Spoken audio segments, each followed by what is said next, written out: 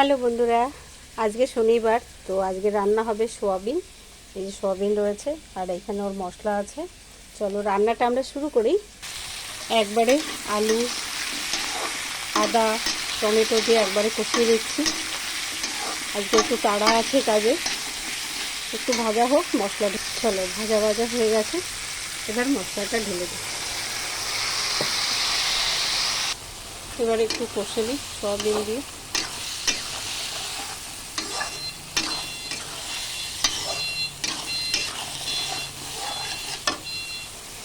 কষানো হয়ে গেছে, এবার জল ঢেলে দিই।